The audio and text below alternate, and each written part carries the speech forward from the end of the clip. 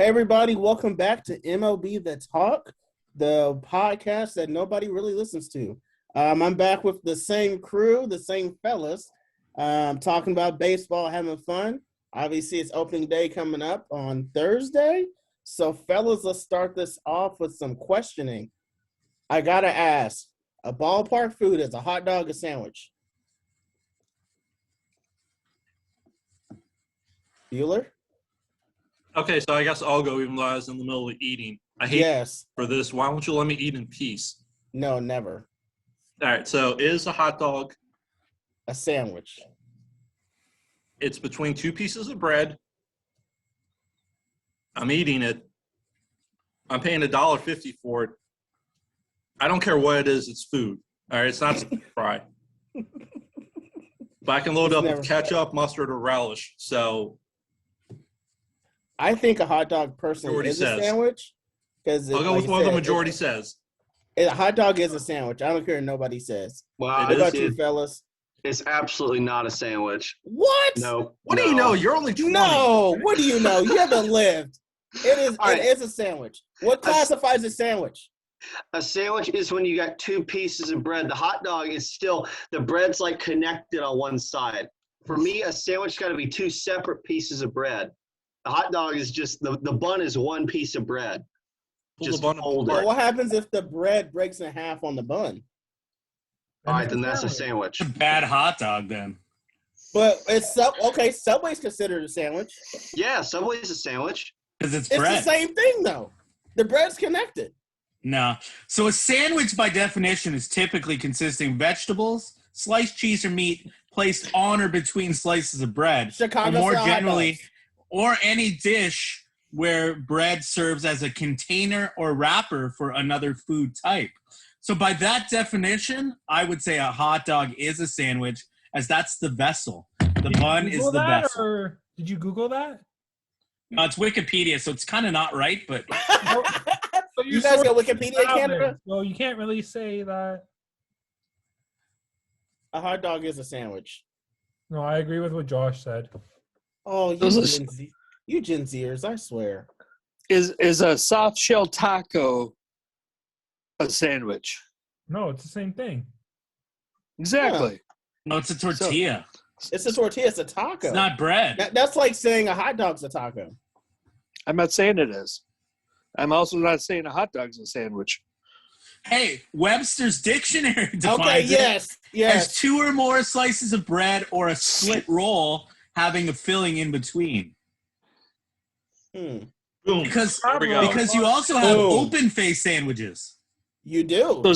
So is a Long John donut a sandwich? It's a donut. It's a pastry. So a crab roll's not a sandwich. Why does Long John have a donut? Doesn't he have like seafood? I knew what you meant, TK. It must have got lost in translation. Anyways, Rosetta Stone it for the rest of us. Yes. Well, that was a fun start. So, go ahead, Bill. I was going to say the more important question is it says a sandwich requires vegetables. So if you put no toppings on your hot dog, is it no longer a sandwich? That's why you put ketchup on there. There you go, vegetable.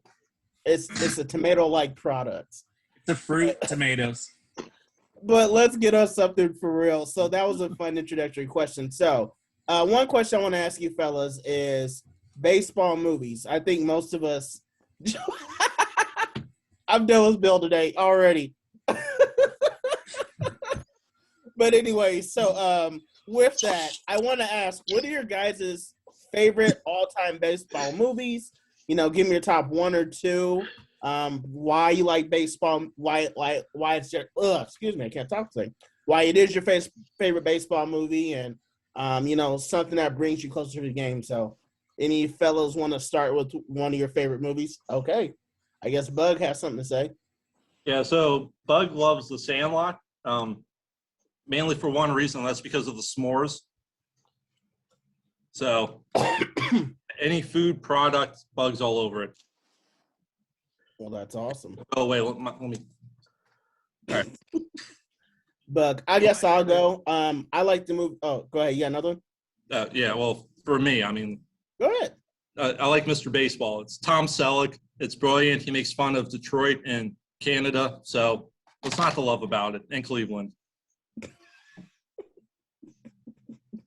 Anybody else? I'll go last. 'Cause I know you're probably putting on one of my two, so I'll go last.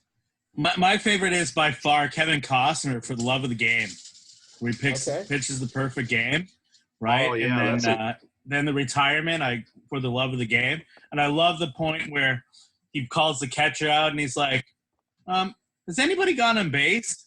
He's like, no, Chappie.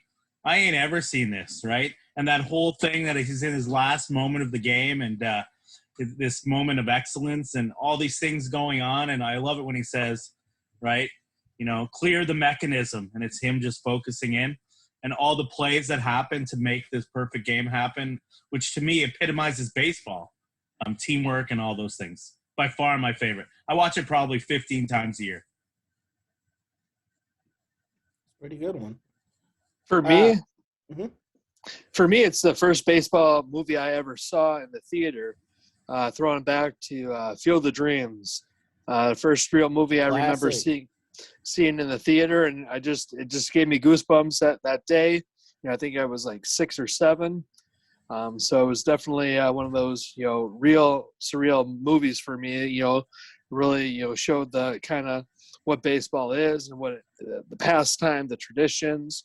Learning a little bit about the Black Sox and all the other various things that went on during that time. So that's why I like that movie. And for kind of a more recent one, Fever Pitch is probably one of my all-time kind of moments. You got Jimmy Fallon as Ben. He has season tickets that were willed down to him. He goes to every game. And basically, his life is controlled by baseball. He gets in a relationship with somebody, and then they realize that all that their focus is baseball. That seems like me most times in the summer, and it's nice that I found a spouse that can kind of live that passion as well with going to a bunch of baseball games and just so Fever Pitch is the movie I think of. That's awesome. The other one I was going to add, because I have a ton of them. And it's interesting because my wife, when we first started dating, bought me flowers one time. And I was like, why do you buy me flowers? Like, they die. So I actually asked her, I said, you should buy me a movie. So we call those man flowers. One of my favorite is actually 42, Jackie Robinson story. Oh, man, that was the one I was he about went to say. through. To see what he went through at that time and the impact he made by some of his decisions. And I still love that quote, maybe someday we'll all be wearing the same number, right? And that's where we are today. That's Exactly. that I got goosebumps right there. Goosebumps. See him? Goosey. All right. Well, I have 2 main ones that are just the best above all the rest. They've already been said, but Sandlot and 42 are those are the best 2 baseball movies ever made, in my opinion. I mean, every baseball movie is great, but those 2 are just above anything else. And then other than those 2, I also kind of like I forget the name of it. I saw it a little while back. TK might know. It's that Minnesota movie about the kid who inherits the team. Little Big League. Yeah, that was also pretty good. I like that one. Yeah, I was gonna say for the fun of watching a baseball movie, I was gonna say that one, The Little Big League. 42 is probably my all-time favorite as a whole, just the story of it. And another one is League of Their Own. Man, y'all just taking all the good ones. I was about to say that too. Yeah, so I love that movie. The female league, because their husbands go off to war and they create their own league. For me, the movies, and also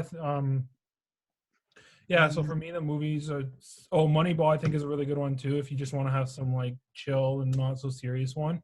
But Jackie Robinson and Leo Roll for me, it's because the determination, perseverance that these people and had to overcome. It's just off non-baseball related. Miracle on Ice and Blindside are 2 of my other favorite movies.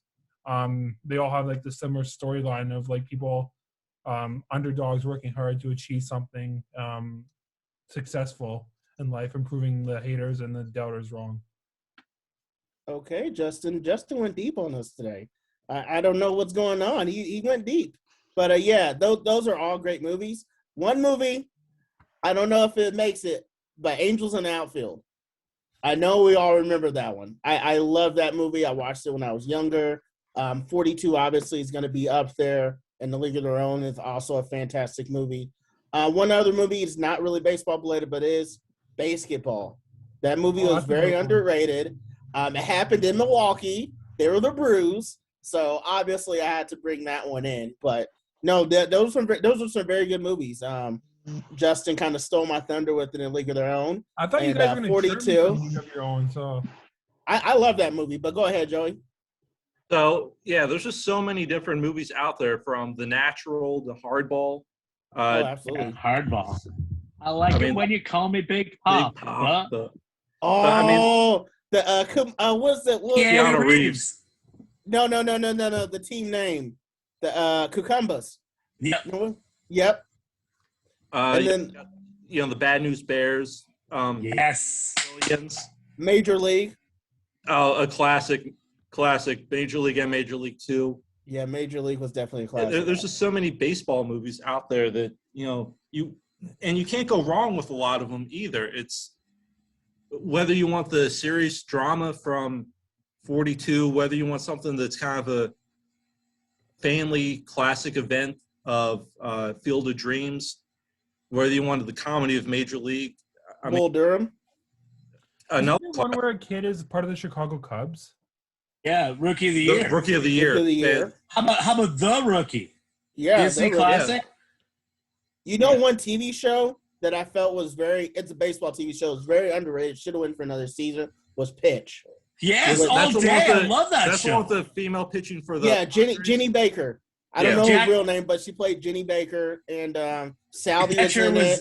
The catcher was Zach Morris from Saved by the Bell. Yep. Yeah. Oh, and Bug wants to give Josh a high scythe for Sandlot. So. Yeah. The other one, leave him hanging, Josh. There you go. Another great one that nobody talks about is 61, the Roger Maris Mickey Mantle story. If you've never seen that one, I highly recommend it. The Chase for 61, amazing. Has anybody ever seen the Knuckler? Knuckleball? Knuckleballs, yeah, Knuckleball. Yeah, yeah, with R.A. Dickey and who's the other guy? Tim Wakefield. Tim Wakefield. That was it was more of a docu-series, but I liked it. Yeah. I mean, seeing the knuckleball and really how good of a pitch it can be, and seeing, if it doesn't run your way, it's like hitting a BP fastball. I mean, that pitch is very, it's very temperamental, I would say. Well, if you like cartoons, The Simpsons, Homer at the bat. Oh, that's a classic. 9 players. That's a classic, man. They play that at Camden Yards all the time between Hit It Here, Lenny, and that. Remember, I don't know if that was the same episode or not, where they have they called in the MLB players. Was that the same episode? Yeah, because Mr. Burns wanted to start off with Cap Anson, Honus Wagner, Mordecai Three Finger Brown, Smithers. All those players have retired and since passed on. In fact, your left field has been dead for 130 years. So you had to get Steve Sachs, Jose Canseco, Ken Griffey Jr. Just classic. Darryl Strawberry. Those are so funny. Darryl Strawberry, who actually listened to his manager. It's like, go hit it over there. No, those are some all good movies. Here's something that was all tied to us. I am on baseballperspectives.com, kind of looking for some questions. And one was, should adults bring gloves to baseball games? That was a question that was asked. I know. I'm sure all of us have a different explanation for that. Should a catcher wear a nut cup? Yep. Yep, exactly. It's part of the game. If you don't bring a glove, then you don't love the game. Exactly. So I got a feeling, but I'm just going to show you all the pictures so it doesn't pop up on this actual recording.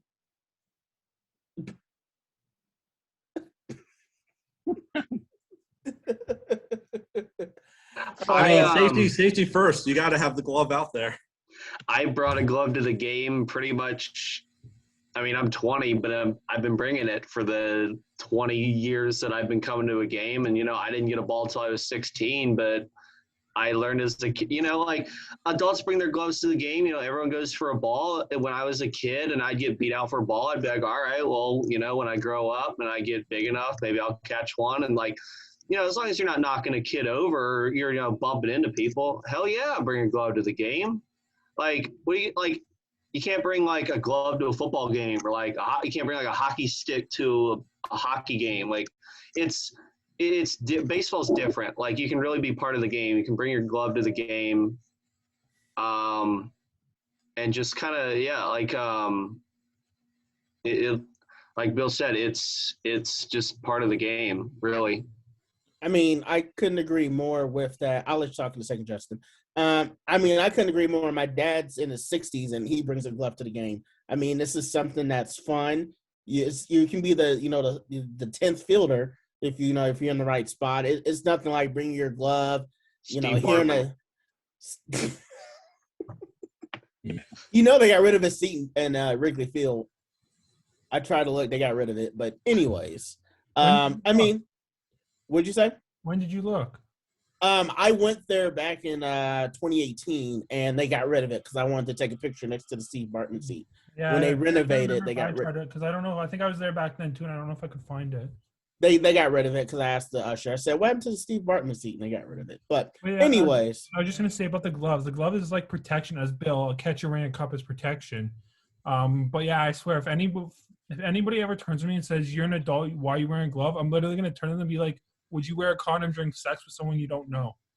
Whoa. We didn't know we were going Okay, that went out of left field there. But, literally went out of left field. Josh, cover your ears, okay? From people that would say you don't need a glove, I'm gonna give it right back to them and say, "Would you do that?" Because to me, it's the same thing. Protection. You need air to breathe. You need a glove. Yeah, it's protection.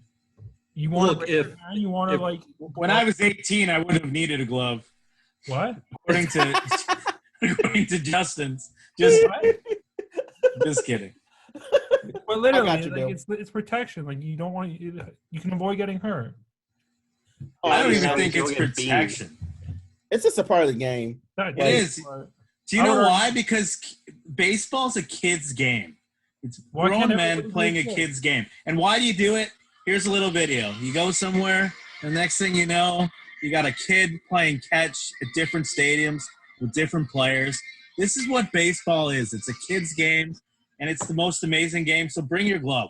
I mean, you got to look at it. It's a place you go to for 2.5 to 3 hours and forget all the problems that the world has to offer. I mean, it's a magical place. For me, it is, So it's not just the kids that can do this.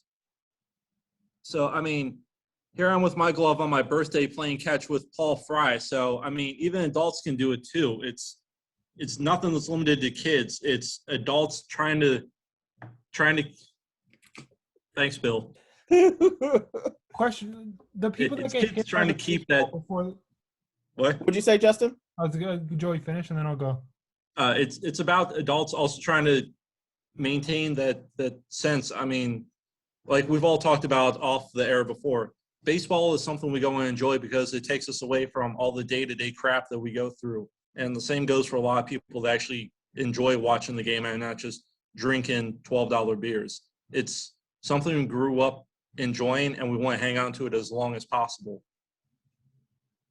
I was just going to say, if we look at, like, say, adults that got hit by a baseball, how many of them were with a glove compared to without a glove if you were to go back? I have a feeling a lot of them were without a glove.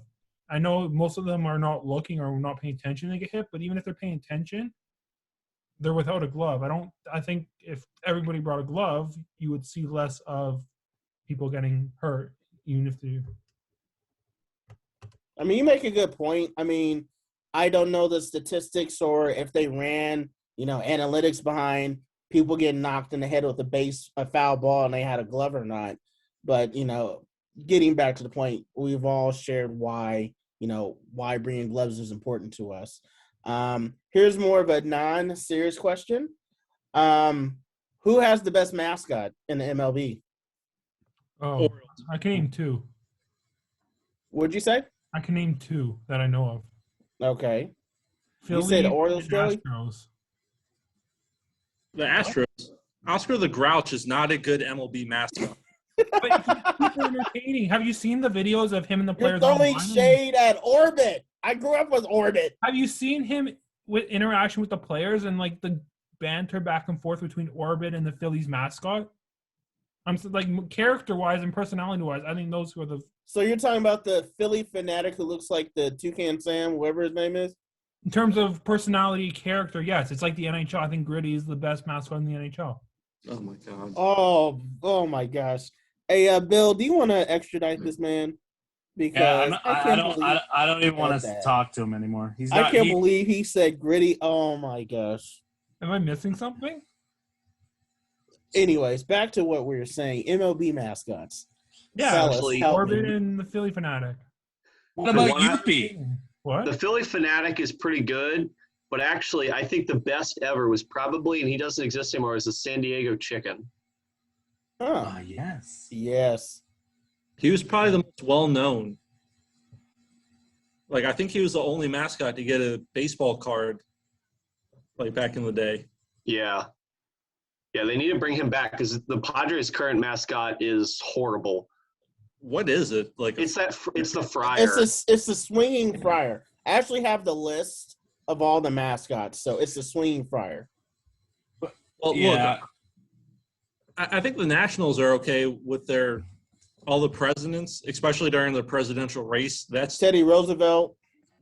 Lincoln. Yeah, that's cool. Now And they've with got that, an eagle too. I personally like Slugger and Bernie Brewer myself, but growing up, Slugger's a solid mascot. I'm not saying he's the best, but he's a solid mascot. And so they're both solid. Slugger the KC guy. Yeah, Slugger's, he's the lion with Okay, the, so with the there's some crown. bias there. I said it was a little bit biased. I said Okay, that. what about Mr. Met? Hey, him flipping people off was kind of funny with his third finger. What about Youppi? He was Oh. so good when they let the team go. He went to hockey because he's actually the mascot for the Montreal Canadiens now. Oh, nice. Oh, wow. Wow. He's making that money. I like actually Orbit. I want to Orbit just myself, add though. something. I think the best mascots or characters are sometimes a little out there. Do you guys remember? His name is Max Patkin. He showed up at a lot of major league parks, and he would do these interactive. He was more minor league, but he was incredible. So he's like, there's another version of him on Myron Noodleman. I don't know if you guys ever heard of him or anything. Again, minor leagues. If you don't know who he is, definitely Google him, YouTube some of his stuff. It's just like Max Patkin, who is also in Bull Durham. Like, their whole thing was to go to the minor league stadiums and entertain the crowds. It was like the on-field entertainment, but back in the late 80s and early 90s, back before you had a lot of fan interaction with games and stuff on the field. Interesting. Now, who has the weakest mascots at MLB teams? I will start for one. San Detroit. Paul's is terrible. He's a terrible mascot. Yeah, he's not great. He's weak. That's a weak mascot. They can do a lot better. Yankees. Yankees have no mascot, according That's to why. this. George Steinbrenner was a mascot. A bit lame is the Texas Rangers captain. I think that mascot's very lame. Yes, it's so bad people didn't even know it existed. I hope he's not watching this YouTube right now. Yeah, I'm talking a little bit of mess, but it's okay. And like I said a minute ago, the San Diego Friar is pretty weak. The swinging Friar logo is all right, but like the actual mascot himself is very He weak. looks like a reject Little Caesars mascot. Yeah, he really does. Well, they had to save money for Tatis. It's a pizza. So they couldn't spend it on any good mascot. He does look like a reject soup. He does look like it, and it cracks me up. Another thing with mascots now, has anybody ever seen the show Behind the Mask? It was on Hulu. Yeah, but wasn't that the Magicians? No, so Behind the Mask was I'm getting weird now. It was a 2-season show about professional high school, college mascots. And one mascot that was on there was Lucille from San Francisco. And they showed how the Royals lost, and I was pretty upset about that. But Now, you said it was on Hulu, right? So you had to pay like $99 a month for it? Yeah, but it was definitely Why I worth didn't it. watch it. Okay. It was definitely worth it. I mean, if you ever get that extra $8.99 a month, it's definitely worth watching. It's pretty funny seeing what these mascots go through. But it looks like Mr. Justin's frozen, so we will keep the Hear me? conversation going. Can you hear me? I don't know if we can hear you, but you're just not moving, so it's kind of Okay. Justin's trying to be a mime. Internet. yes, he is. What? You're saying Nothing, trying to just- be a mime. Just stay still for a second, Justin. Perfect. It seems like he's calling in from. From Canada. The internet up here isn't that great. Yes, It's that it Rogers is. internet. Maybe I Bill's thought internet. Cincinnati had the bad internet. Upgrade to unlimited, cheapo. I'm Jewish. Oh gosh. Anyways, I'm not saying anything anti-Semitic, so let's go. All right, fellas. This thing's gonna be off of YouTube before you can post. Yeah, this is about to get kicked off. We're about to get kicked off with this show. The one I host is gonna get kicked off. But anyways, with that, are you guys a believer in superstition? Meaning, if somebody has a no-hitter, should you say something, or should you mention it? I completely believe in superstition. If you mention it, you should get your ass beat if he loses it. Well, dang. Okay. Depends what team it is. Cough, cough, Tom Brenneman. Thanks for ruining every no-hitter of the last 8 years for the Reds by doing that. Well, don't worry. You don't have to worry about him anymore. Yeah, I know. The problem took care of itself. Okay. Couldn't keep his mouth shut no matter what it But was. not. I'm not. I'm not one to say it, but I will definitely think it. You know, once it gets to like the 7th, 8th inning, I'm like, oh shoot, it could happen. If it's like the 6th inning, it's fine. But when he gets close to the 7th, 8th inning, I might think it, but I definitely won't say anything. The thing I don't like is all the MLB networks and ESPN and everything. Now they're blowing up like the announcers. Oh, let's go to the 7th inning where no hitters in progress. Shut the hell up. Bill, I know you have something to say. As being No, a pass it's all about catcher. superstition. I've been superstitious my whole playing career. From like if you'd win, like I'd eat the same dinner the next day. I used to joke in hockey that I would never change my socks or my underwear. So after a game, I'd throw them in a bag and I wouldn't change them out. We went 29-0 one year through the regular season. I had to take my underwear and put it in water and soak it because it was cardboard. Right? Oh gosh. Right. But that's just like to me, don't break superstitions, right? Whether it's you going out before the pitcher, you know, all those type of things. Never. Routine is the best part of the game.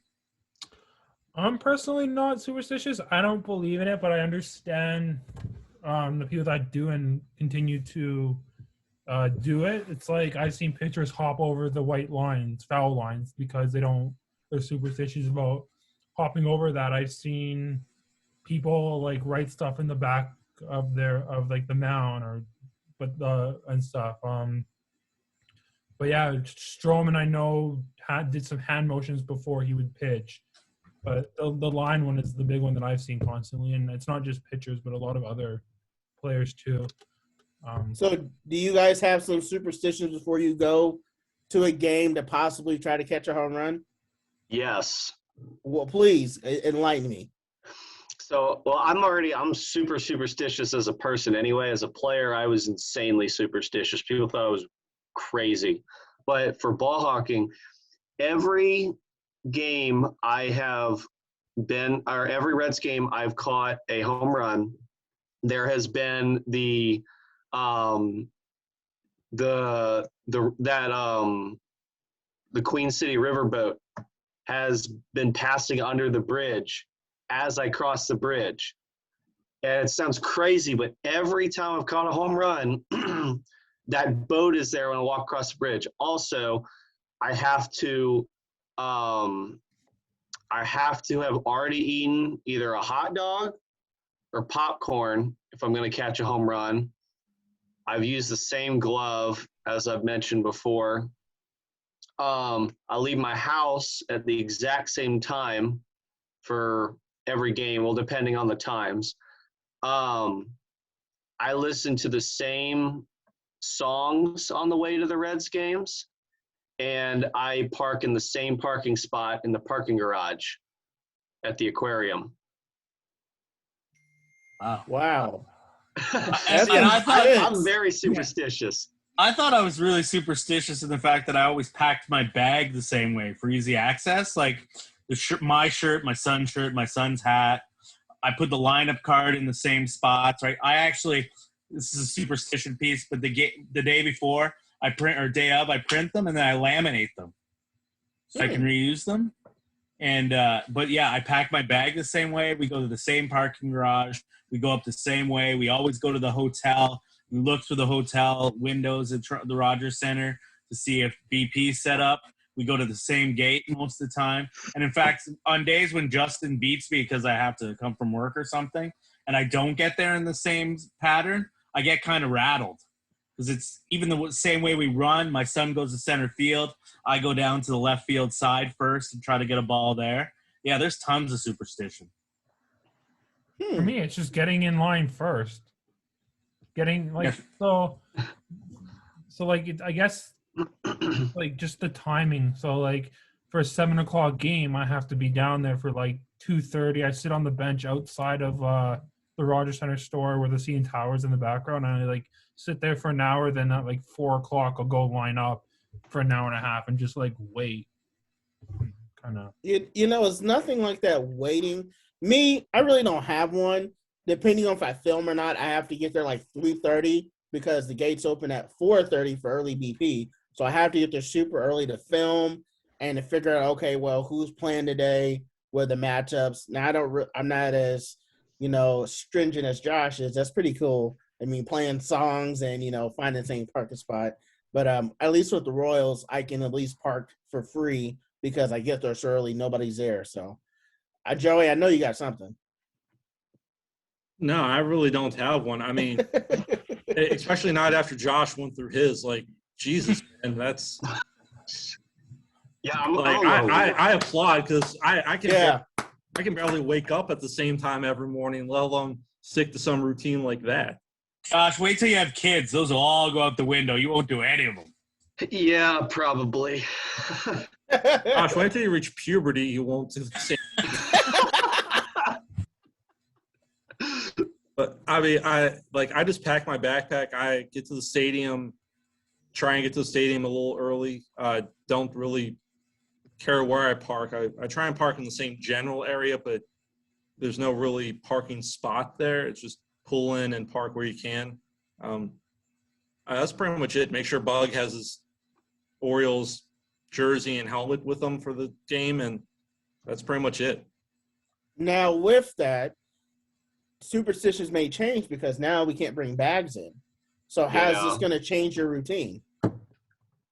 It doesn't. It's not, because we don't have any games up here in Canada. I was just about to say that. Too, so in turn the TV civilization, on at how's the it same game time? Yeah. It's cap hat. You got to wear your cap hat. You got to wear 2 jerseys underneath, right? And you got to Superman it every now and then. And then I think you're going to stuff stuff into the pockets of your shorts.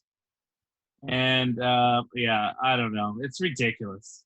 No, I think I figured it out. So how does no bags have to do with COVID? How does that relate? It's a supposedly with the security and them touching your stuff, it's going to take a lot longer to go through the line. Okay. Yeah. That's why they have the clear plastic bags in the first place, so it wouldn't have that problem. But what do I know? Entry now. Yeah. But everyone's going to have MLB designated caps like Zach does. Everyone's going to have a plain T-shirt that says like MLB or Fire Manfred or something on it. And then everyone's going to be wearing Jinko jeans with the big pockets all the way down to the cuffs to fit everything. Imagine those days you get 14 baseballs, your pants will be falling down. Oh, my gosh. Yeah, exactly. I know with myself, I have generic jerseys. And so, luckily, I have enough Royals hats to where I can change the color of it to match the most opposing team. So, like, I have a black Royals hat. I have an orange one. I have green. I have several different colors to where all I have to do is change the hat. Now, holding another hat, I could go backwards. We could go the backwards look, and, you got the jersey It's just going to be one of those things you're going to have to really think about. Okay, what am I going to take to this park that I'm going to need? I mean, I got a card thing on the back of my phone, so I don't even have to bring my wallet in anymore because they want cashless transactions now. So I just have one question. Josh, did you forget to pay your electric bill? No, here's a Hey, ring Josh, light. Are we keeping you up, Justin? What? You look like you're gonna fall asleep. I'm frozen. Let it Turn go. the heat on. Let it go. What? He doesn't know. It's okay. Yeah. Look, we appreciate him being a first-time caller after being a long-time listener. Okay, so Exactly. Absolutely. So, another question about baseball. I know most of us fellas played. What would you consider the hardest position in baseball? Catcher. And I'm Yeah. saying that as a pitcher. Catcher. I was a catcher, so I was gonna say catcher anyways. But actually, the best catchers, you don't even know what they're doing. I In would fact, have what to, I say actually, and Josh will love this part. If I do my job well, Josh does his job well. Exactly. I would probably say catcher also. Just there's so much going on. Like the catcher is the leader of the team, pretty much. They're calling the different plays once you get up to some higher levels, setting up the alignments for the infield before shifts were a giant thing. And you just have to kind of control the game, slow it down. My favorite part about catching during games was actually the dialogue I'd have with umpires. That to me was some of the greatest games, because if you do that well, and that's an art, once you get to know umpires and that, because you can work a lot of magic, right? Like I had one umpire that he would always say, "You're blocking me out a little bit." I said, "I'm just blocking you away from the balls. If you can see it, you can see the strikes, right?" And then I creep a little, and the zone gets a little bigger. I creep a little, but yeah, that little banter in between, and then the other pieces that a lot of pitchers don't realize is that you can talk some good smack behind the plate and to the opposing batter. You can get some guys riled with just some silly stuff, right? Like the Sandlot, like what Ham Porter. yeah. It's some Ham Porter stuff. Bill's comment about the whole umpire-catcher relationship, because I was an umpire for 5 years or so, and being behind the plate with some of the catchers, there was some pretty interesting conversations. Although I would have tapped them on the back, being like, "Thanks for not for blocking the ball and not letting it hit me," and like give them a call here and there. Like I know we heard about what happened in the NHL. Yeah, that does happen. I've even done made-up calls. But yeah, I've gone to a catcher after the catcher would be like, "Oh, where was that?" I'll be like, "Yeah, it was a bit outside." Is like, "Oh, really?" I'm like, "Yeah." So like just a little bit of back and forth. They're like, "So how much further out can I?" Or like, how much further out can I go? I'm like, "Try to go further out and see what happens and stuff." Just like there is that back and forth, and yeah, if I like the catcher, then I might help them out in favor of their pitcher. So yeah, this shit does happen. I would definitely agree. Catcher's probably one of the hardest spots. I would say second would probably be, pitcher to me, or that's just me. But I think those two guys do the most. I know definitely catcher does the most by far. So. Shortstop isn't too easy either as well. I sometimes think though the better catchers do more, right? Like you still have some systems where some guys don't call a single pitch, right? So if you're working in that system that somebody wants to control it, it's totally different. And actually working with a pitcher, to me, that's the harder part, right? Because you have the emotions of the catcher-pitcher relationship and, visit to the mound. If you're in the good zone with the pitcher, they never shake you off, right? But then you think things are just going great. Something happens. You get a new guy in there that could be all pissy and temperamental that comes in for one inning, right? So I think that's a big part of the game, too, that makes that position really tough. You're actually like, I equate it to being, like you're a parent to sometimes because, if Justin's down and sad like he is in the picture right now, right, you got to pop him back up. But the emotional piece of catching is kind of fun, too. Okay. And we got TK. Great questions, by the way. Thank you. I appreciate it. Yeah, this is a whole lot better hosting than whatever we've had before. I mean, these are some. Y'all are funny. No, Justin had 47 good ones too. Yeah, he did. He did. You're all Now, lucky Frozen. yeah, we're lucky you're frozen. Let Exactly. it go. Let it go. In other news, I have some more about. I got some good questions. So here's another one. Should Barry Bonds or Pete Rose be in the Hall of Fame? That was going to be a whole separate topic, like a whole other video. I don't really care. I'm asking. All right. Yost is hosting, not you, okay? Yes, All right, I'm the host, Malone. I have such a strong opinion on this. Please And I'll tell just us. say it. Tell us, All man. right. We're here. All right, so yeah, I'm a Reds fan. So here's the thing. Right off the bat, I think before I get into it deep, I'd say I don't want to see Barry Bonds in the Hall of Fame, really. And also, I understand why Pete Rose isn't. However, here's the thing. I think Barry Bonds is going to get put in the Hall of Fame. I think there's just enough people that want to see him in, and they're going to put him in. And I think it's going to happen pretty soon. Now, here's the problem is, so Barry Bonds, people always say, well, he would have been a Hall of Famer without the steroids. Probably. He was still a great player. However, what he did against the game was, he affected his performance. He played better than he would have had he not been on steroids, even if he was going to be a Hall of Famer anyway. So his numbers are affected by what he did. Now, Pete Rose, he bet on baseball. He was a manager of the Reds, and he bet on a few games. He bet on the Reds to win when he was a manager. It wasn't like he bet against the Reds and then threw a game. What Pete Rose didn't affect his career. So he is the hit king without any kind of tampering. What he did against the game was, I guess, he was a manager, it's still his career, but he didn't affect his numbers with what he did. Barry Bonds did. And even though he would have been a Hall of Famer without the steroids, I think if you're going to put Barry Bonds in the Hall of Fame, you have to put Pete Rose in, because Pete Rose, his career is untampered as a player. Like, all his numbers, his hit king, everything that makes him a Hall of Famer was completely without any, offense. And if they're going to put Barry Bonds in, who did affect his numbers, you got to put Pete Rose in, because even though he did something against the game, it didn't affect his career numbers. So if neither of them go in the Hall of Fame, I can't really argue, because both of them broke the rules of the game. But if you're going to put Sammy Sosa, Mark McGwire, Barry Bonds in the Hall of Fame, you have to put Pete Rose in, because it just makes sense that way, because his offense didn't affect his career.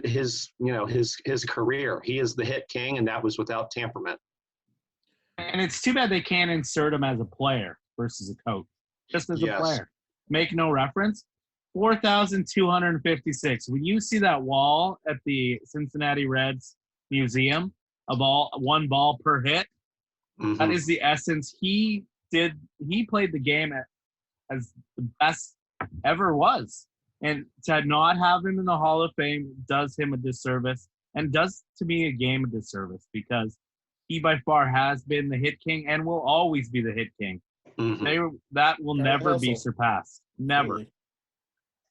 I was just going to add, I agree with what Josh was saying about, I think Bonds and Pete Rose should both be in. The reason why, Bonds as a whole for cheating and steroids, no. But my thing why I think he deserves to be in is because look at the era he played in. That was noted as a steroid era. So he was not the only one in that era on steroids. So if everybody cheats, is anybody really cheating? Because everybody's doing it. So it's everybody was doing steroids. So how was it tainted? If all of us are doing steroids, we're all at our max performance, all whatever. If I do more than you, but even though we're all on steroids, yeah, I'm enhancing my performance and doing better than you, but you're doing the same thing to try to enhance it, but I'm still doing better. So I look at that era as a whole and be like, yeah, he did steroids, but look at the other people in that era too who did steroids, and he still outperformed them. So that's kind of where my thing is, where Bonds and some other people should get in the Hall of Fame. Interesting. Okay. Yeah, I mean, I personally want Bonds to be in, and Pete Rose. I see nothing wrong with gambling myself, but I will go to the local casino and gamble. So that's neither here nor there. But yeah, I think Pete Rose definitely should deserve it. And those guys in the steroid era, they brought baseball. They made baseball what it was. The home run races. It was fun watching baseball in the '90s. Seeing all that fun. I don't know if you were born back then, but I wasn't, but I know that it they was say fun, man. I baseball. mean, watching the home run derbies, and I mean the backwards hat with Ken Griffey Jr. I mean, it's a fun time to watch baseball. This is a very fun time, right? But speaking of people cheating, what do you guys feel with the Astros World Series title? Do you think they deserve it, or they think the league commissioner Rob Manfred should take it away? Has the league ever taken away a World Series title? No. In the history. The games, you know what? It changes drastically, of course, the results, but I don't know how you could ever still take it away based on that, unfortunately. I think it's wrong, and there should have been maybe some different sanctions, although I'm glad they didn't do anything with Springer. Now there's a Blue Jay. Yeah, I think there should have been. Is he injured now? Yeah, oblique. He'll be back. Don't worry. We scored 9 against the Phillies today, the 7th inning. We're okay. I think the biggest thing is there should have been some bigger sanctions. And what I'm disappointed with is the managers became the fall guys when really it should have been the players. Because you know what? Well, how do you got to make that right decision? Like you're going to suspend the whole team? They should have did certain something. Players. You could. Certain players, yes, Altuve, absolutely. Bregman, Springer, Correa. If you did it, yep, they should have. Now, stealing signs is baseball. It's one of those rules. People do steal signs, but the way they did it. Yeah, to a degree. The Astros just took it like to a level that no one had ever done before. So it's kind of going back to what you're talking about with cheating.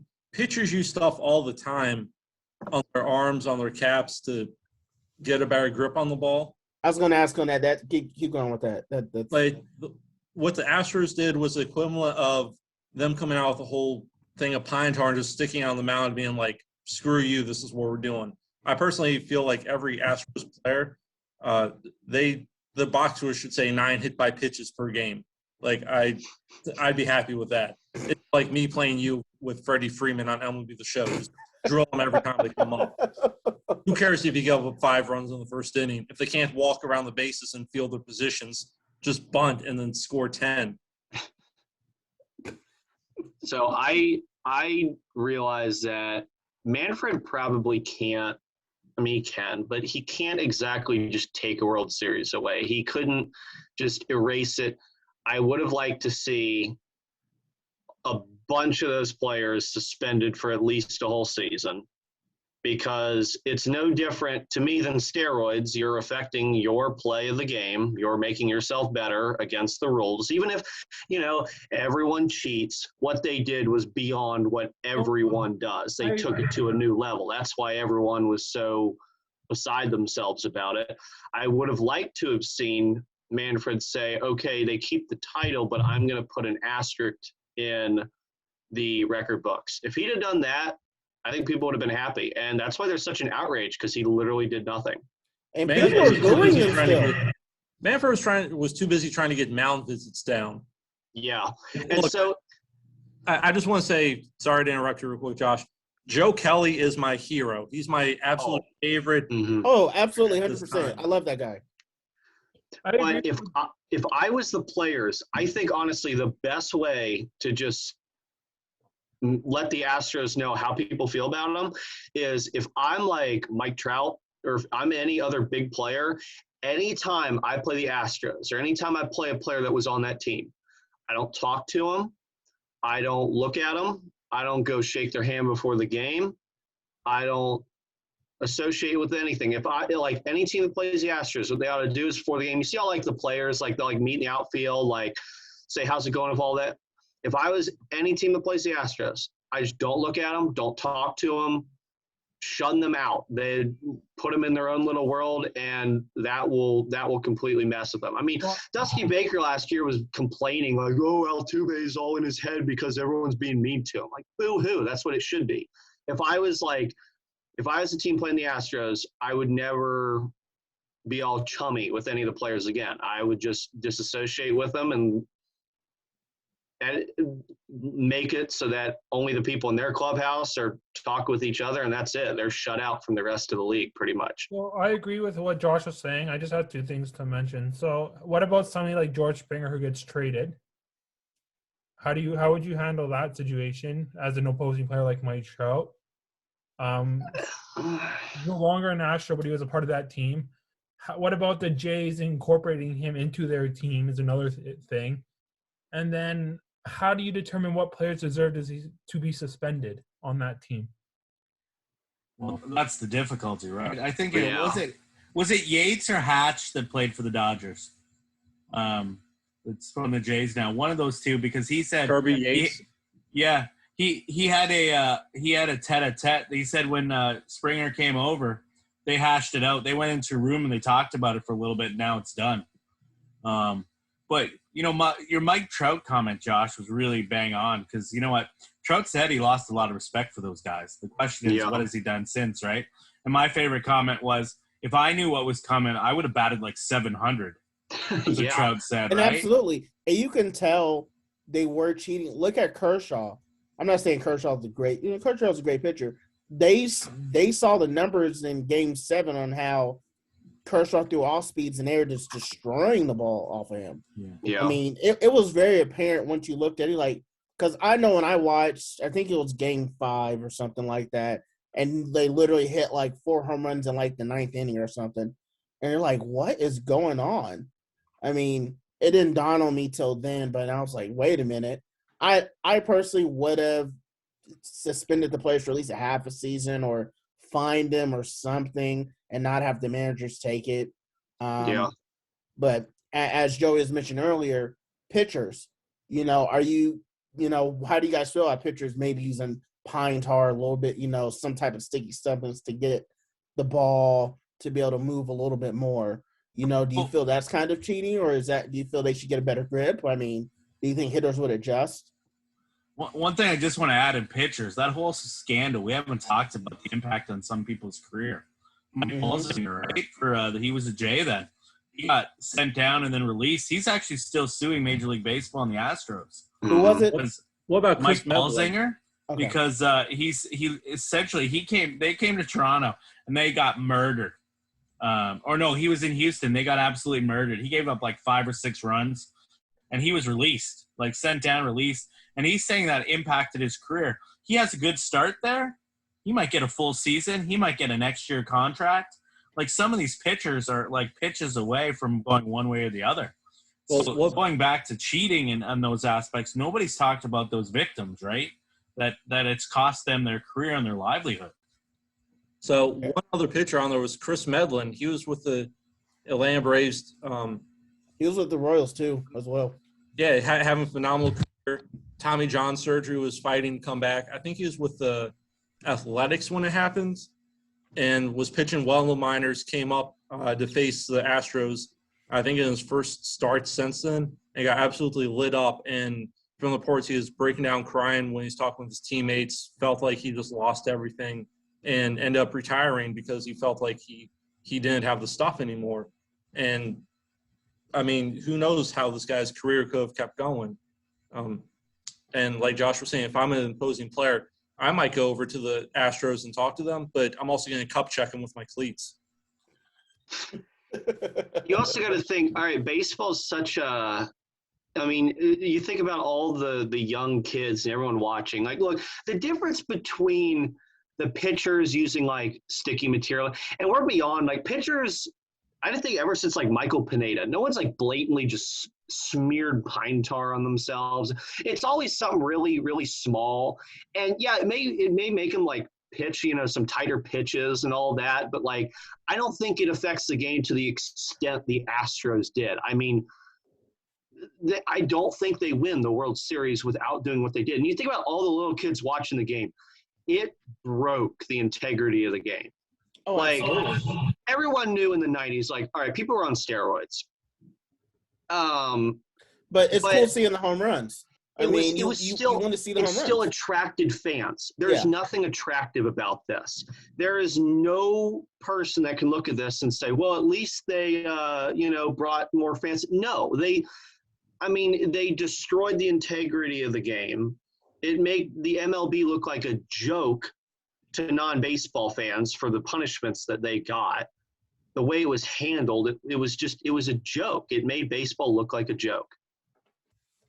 And to me, it was equivalent to the White Sox or the Black Sox scandal, right? And the integrity of the game. Now, going back to what you're asking about pitchers nowadays, it's kind of an unwritten rule now that you can do a lot of these things, right? Like, it's open. If you go and see any bullpen session before the game, they take the pine tar where they grab the spray. They spray a little on the forearm. They rosin the heck out of it. Everybody's doing that. There's not many pitchers that are not doing that anymore. So, Bill, just one thing about that. It's not pine tar. It's actually sunscreen. Well, no, some of it was pine tar. Some you stick a little stickum still, too. Well, it's a mixture. If you spray, I believe it was a bullfrog, sunscreen is the best one for it, and apply rosin, it gives you the consistency of pine tar. Yeah, I think there's a lot of different stuff. You see pitchers all the time. Like, every time they get the ball, they touch their glove. I mean, what do you think they're doing? They got something in their glove. But. Well, here's something to consider. And again, it kind of breaks down to a little minor league thing. So you guys may not have been too well known on it.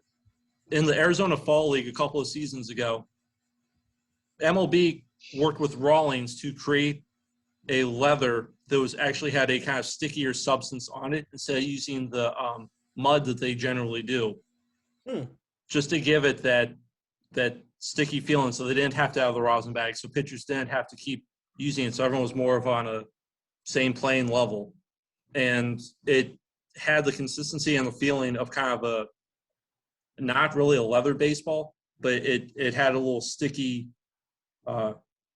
feeling to it, so pitchers could have a better grip. And that's MLB itself trying to help pitchers get a grip on the ball. I heard about that, but isn't the rosin bag for like sweat and like to dry your hands? Yes, it's useless in cold weather. Yeah, is a problem during the playoffs and early in the season. So it's literally just powder. It does nothing. TK, what do you think? Which of the various tangents we went on? Any about like the pitchers using like some type of substance to get a grip on the ball. You know, I think you look at it this way. You know, what is the unspoken rule? You know, what is the unspoken rule in baseball? Are you allowed to, or are you not? You know, that's not something we should necessarily know. For the Astros, it was one team doing one thing that we know of. You know, are there other teams doing stuff? I mean, what I see a report out that they're going to be doing some more monitoring of foreign substances this year with pitchers. I might have to look up the article, but I want to say there was some article out there recently about the crackdown of foreign substances and various things where things are going to be checked, or baseballs are going to be checked more periodically throughout the game. I'll have to look up the link, and I'm sure we can drop it in the description below. But you know, things are going to happen. You know, if it's obvious and things, you know, but it also, you know, I also look to the negatives that it brings. You know, there are some pitchers that won't use foreign substances because they have that feeling, the integrity of the game. But if you look at it this way, as you know, you talk about, you know, a couple shows ago, we talked about spin rate when Alex was on and talking about how, you know, everybody's looking at spin rate and things like that. You know, Alex, you know, a true, you know, ball player, not using any substance or anything like that, is now competing against spin rates of those players that may be utilizing foreign substances, and that they may not get those same opportunities based on that. So those are kind of the things that I'm opposed to that, and I hope it gets out of the game. You know, so what if you give up a home run? You know, the integrity of your spin rate, it should be substance free. So I know I kind of walk back what I originally was saying about it being across the board. But at the same time, it needs to be an even playing field. Okay, well, And that's what I was saying about the whole steroid era and bonds and stuff. Like, it was an even playing field if everyone's doing it. Well, why does it matter? You can't compare 1960 to two, right? It's a But I'm game where comparing statistically. 1960 to 1960, and I'm comparing 2020s to the 2020s. They're different eras, so I'm looking at an era. That's why you have record books, and that's why an integral part of the game. Sure, some things change, but so drastically, you That's can't. where You the can't asterisks accept come in if you want to look at it. Like, But also remember, throughout the years, the game has just evolved. I mean, Right. 162 games, they haven't played that all the time. So, but the record books still reflect what happens over the 162 game period, not what happened during the 150 game, the 140, the 120. Yeah. So should they adjust the records for all of that? Plus, steroids doesn't help you with hand-eye coordination. it makes you stronger. Once he gets a hold of the ball, he hits it further, but it's not helping him swing the bat at a higher bat speed or anything. More muscle doesn't mean faster bat speed. yeah, I was just gonna say, going off Joey's like the game. It's like if I play 162 games, you play 50 games. Who's up to probably should be getting more home runs, more RBIs, more hits? It's going to be the person playing more games because they're going to have more opportunities.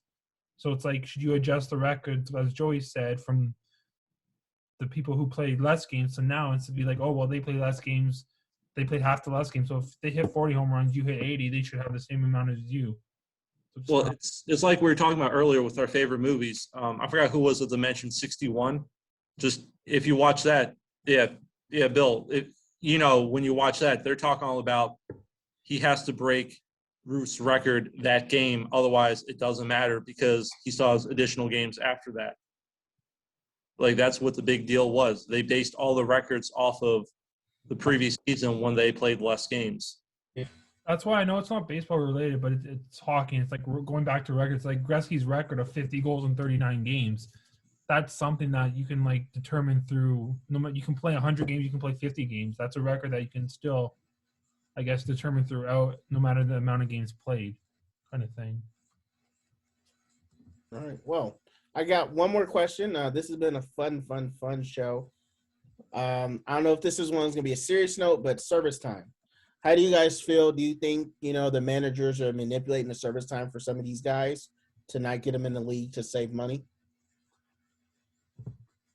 So I wish we could have Chris Bryant on for this conversation. Or Vladdy. Or Vladdy or Bobby Witt Jr. for the Royals. I mean, I feel yes, fun. I feel these owners nowadays are just getting cheaper, and they pay. Some of these players are getting paid. I mean, baseball has massive contracts, but I feel a lot of these guys. Baseball is the one sport you can be in there for 6 years with the same team, and they got your contract controlled, and it's just insane to me. And they get in at 18, and they may make it to the league at 24, 25 if they're good. So I'm going to say I personally don't like this whole manipulation. I understand it from a business perspective, and you can't really blame teams for doing it from a business perspective, a team perspective. If I can get a player for 2 to 3 years longer and manipulate it, then I'm going to do it because they're star players. I need them in my organization. They're cheaper. I'm saving money. Baseball's a business. You want to make the most money as you can. As a fan, it sucks because you're not getting the best players up. The Jays are one of the teams noted for service time manipulation. I think they did it with Lottie. They tried to do it with Bo, but that didn't work out. I don't think that worked out. They tried to do it with Nate Pearson, and I think they might have done it with Nate Pearson too. But one player, I know he's not as big of a name as